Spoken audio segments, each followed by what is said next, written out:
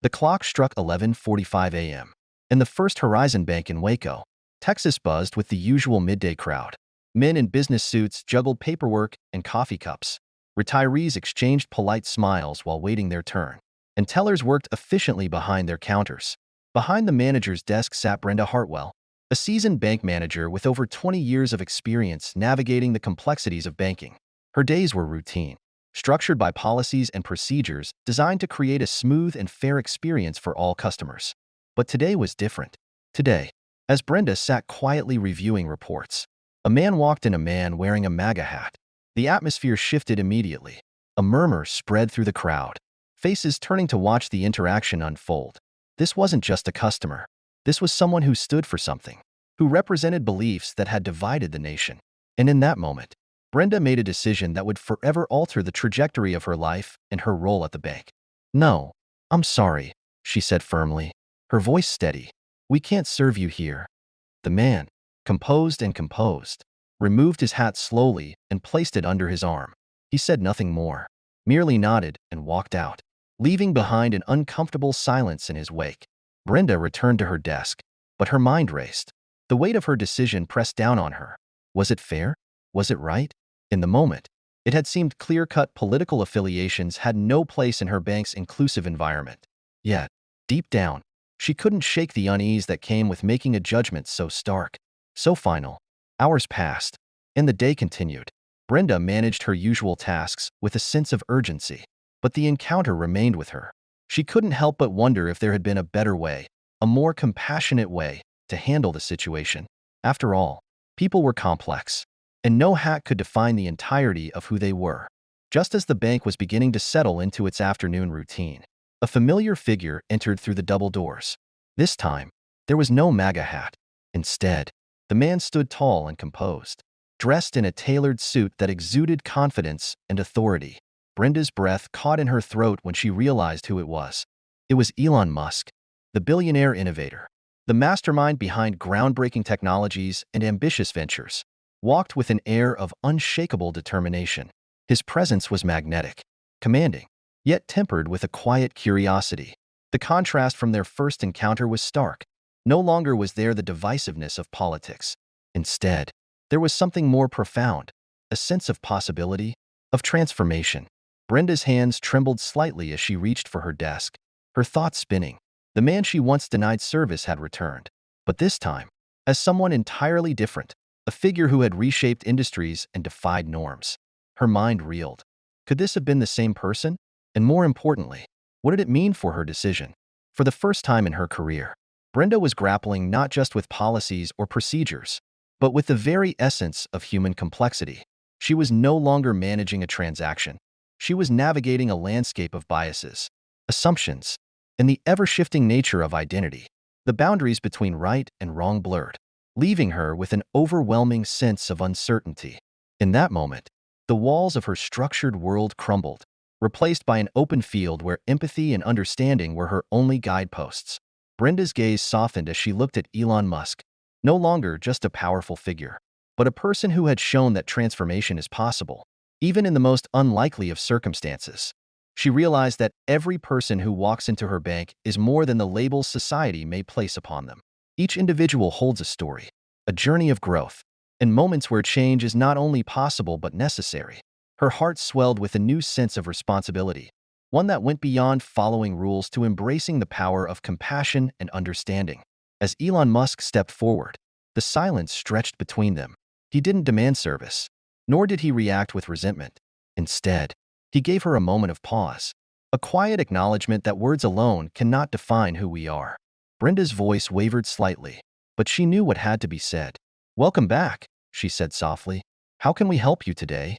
In that moment, a transformation occurred, not just within Brenda, but within the very essence of the bank itself. It became a place where understanding and acceptance shaped every interaction, and where the power of human connection redefined what it meant to serve with compassion. The man in the MAGA hat stood frozen in front of Brenda's desk, his hands tightening into fists at his sides. He glanced around the busy bank, his face reddening as if the collective judgment of the room had become palpable. Brenda remained seated, her expression calm but resolute. "I don't think I'm being unreasonable," Brenda began. her voice firm but measured. "We reserve the right to refuse service. And today, I'm exercising that right." The man stared at her, his voice shaking with a mix of anger and disbelief. "You think my hat says all there is to know about me?" he asked. "It's not just the hat," she replied, gesturing subtly. "It's the behavior we've witnessed before. This bank has a responsibility to provide a safe and respectful environment for all customers. Your actions on your last visit didn't align with that." The tension in the room was palpable. Customers who had previously been engrossed in their own errands now glanced over, their whispers adding a subtle undercurrent to the standoff. Brenda felt the weight of their eyes on her, but she didn't falter. "I'll take my business elsewhere," the man declared, his voice loud enough to carry across the room. Without another word, he turned and stormed out, the bank doors swinging shut behind him. Brenda exhaled slowly, her chest tight. She had expected pushback. This wasn't the first time she'd had to make a difficult decision in her role, but the public nature of the confrontation had left her shaken. That evening, as she sat at her kitchen table with a cup of tea, Brenda replayed the day's events in her mind. She'd stood by her principles, but the fallout was impossible to ignore. Social media was already buzzing with snippets of the incident. Some praised her courage, while others lambasted her for what they called discrimination. The backlash grew more intense over the following days. Protesters gathered outside the bank, some wearing MAGA hats in solidarity with the man who had been refused service. Others showed up to support Brenda, carrying signs with messages like "Kindness Matters" and "Stand Against Hate." Inside the bank, Brenda's staff tried to maintain professionalism, but the tension was undeniable. Customers hesitated to engage in small talk, their glances darting nervously toward the windows where protesters shouted slogans. Brenda addressed her team at the start of each day, encouraging them to stay focused and reminding them of the bank's commitment to integrity. "I know it's not easy," she said during one morning meeting, her voice steady despite the exhaustion etched into her features. "But we're here to serve our community, not just parts of it, but all of it. That means standing firm, even when it's uncomfortable." Amid the chaos, an unexpected letter arrived at the bank. The envelope was plain, unassuming, but the handwriting was elegant and deliberate. Brenda opened it carefully, her curiosity piqued. Inside was a handwritten note. "Miss Hartwell, I witnessed your interaction with the gentleman in the red hat.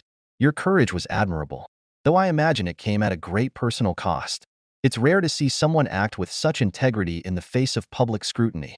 Please don't let the noise drown out the impact of your actions. A grateful observer." The letter became a source of strength for Brenda in the days that followed. She kept it tucked into her desk drawer, pulling it out during moments of doubt. Weeks passed, and the uproar slowly began to subside. Protesters dwindled, and the bank settled back into its usual rhythm. Brenda focused on her work, her days blending into a blur of meetings, transactions, and problem-solving. But then, one afternoon, the man in the MAGA hat returned. This time, he wasn't alone. A sleek electric car pulled into the bank's parking lot, drawing the attention of passers-by. The man stepped out, followed by another figure, a tall, lean individual with a familiar face. It took Brenda a moment to recognize him, but when she did, her breath caught. Elon Musk. The two men walked into the bank together, their entrance commanding the attention of everyone inside. Conversations halted mid-sentence, and even the tellers stopped typing to steal glances at the unexpected duo. Brenda rose from her desk, her heart pounding. She couldn't begin to imagine what had brought them back, but she braced herself for whatever was about to unfold. "Miss Hartwell," the man said, his tone far more measured than it had been during their last encounter. "I wanted to introduce you to someone." Elon Musk stepped forward, extending a hand. "Brenda, I've heard a lot about you," he said with a slight smile. "Michael here is a friend of mine. He told me about what happened the last time he was here, and we've been having some interesting conversations since then." Brenda shook Elon's hand, her mind racing. "Michael and I don't always see eye to eye," Elon continued, "but one thing we agree on is the importance of dialogue. It's why we're here today. We want to thank you for starting a conversation that needed to happen." Michael nodded, his expression earnest. "I didn't see it at first," he admitted, "but you were right to call me out. I've spent a lot of time thinking about our interaction, and it's made me question a lot about myself. I'm sorry for the way I acted." Brenda was stunned. The man who had once been so combative now stood before her, offering an apology she hadn't expected to hear. "Thank you," she said softly. "That means a lot." Elon glanced around the room, addressing the other customers who had been listening intently. Moments like these, he said, show us that growth is possible for individuals and communities. It's not about winning arguments. It's about understanding each other. The room erupted into quiet applause. The tension that had once hung in the air replaced by a sense of unity. As Elon and Michael left the bank, Brenda returned to her desk, feeling a renewed sense of purpose. The journey had been far from easy, but it had led to something extraordinary, a reminder that even the smallest acts of courage can create ripples of change. Brenda sat at her desk, her thoughts swirling as she replayed the unexpected turn of events. Michael's heartfelt apology, Elon Musk's profound presence, and the ripple effects of their words had left an indelible mark, not just on her, but on everyone in the room. It was as if the air in the bank had shifted, carrying with it the weight of self-reflection and the promise of change. Over the next few weeks, the story of the encounter spread far beyond the walls of First Horizon Bank. Local news stations aired clips of Brenda's emotional stand and Elon's surprise intervention, framing the story as a powerful tale of redemption and dialogue in a time of deep societal divides. Social media buzzed with clips and photos taken by customers who had witnessed the transformative moment.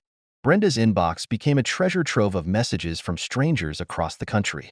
Some shared their own experiences of standing up for what they believed in, while others thanked her for inspiring them to confront their own biases with courage and compassion. Among the many messages was another letter from the anonymous, grateful observer. This time, it read, "Miss Hartwell, your courage and empathy have reminded us all that even in our most challenging moments, there's an opportunity for grace. Thank you for showing us what it means to lead with both strength and kindness. The world needs more people like you." Still grateful, Brenda smiled as she carefully tucked the letter into her desk drawer alongside the first. She had no idea who the mysterious sender was, but their words carried a weight that felt deeply personal and transformative. But the story didn't end there. One crisp morning, a sleek package arrived at the bank addressed to Brenda. Inside was a handwritten note from Elon Musk himself. "Brenda, your actions reminded me why I believe in the power of ordinary people to create extraordinary change. Enclosed is a small token of my appreciation, a donation in your name to support initiatives that foster dialogue and understanding. Keep being a light. Elon." Along with the letter was a certificate confirming a substantial donation to a local nonprofit organization dedicated to community building and education. The organization, which Brenda had supported quietly for years, would now have resources to expand its programs and reach more people in need. The gesture left Brenda speechless. It wasn't about the money, it was about the acknowledgement of the values she held dear. She placed the note in her desk drawer, right next to the anonymous letters, and sat for a moment in quiet reflection. The following weekend, the bank hosted a community event inspired by the story that had captivated so many. Brenda had worked tirelessly to organize the gathering, envisioning it as a space where people could share their stories, bridge divides, and celebrate what connected them. Michael attended the event, this time without his MAGA hat, and spoke candidly about his journey of self-reflection, standing before a crowd of familiar faces and strangers. He admitted to his own biases and described how Brenda's confrontation had inspired him to see things differently. "I learned something important," Michael said, his voice steady but heartfelt. "It's not about agreeing on everything. It's about respecting each other enough to listen." The audience erupted in applause, their collective emotions evident in the tearful smiles and nods of agreement.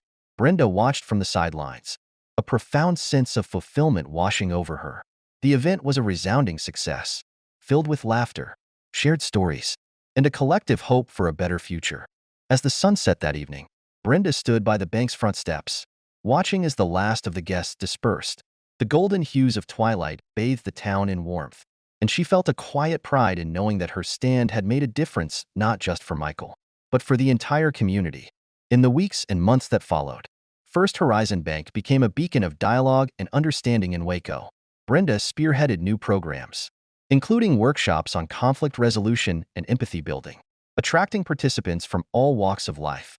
The bank's transformation became a testament to what was possible when one person chose to act with integrity, even in the face of discomfort. One evening, as Brenda prepared to leave the bank, she noticed a small plaque mounted on the wall near the entrance. It read, "In honor of courage, compassion, and the belief that one moment of understanding can change the world." She smiled, her heart full, and whispered to herself, "Sometimes, the hardest moments lead to the most beautiful changes." What do you think of this story? Has it inspired you to reflect on how we can create understanding in divided times? Share your thoughts in the comments below.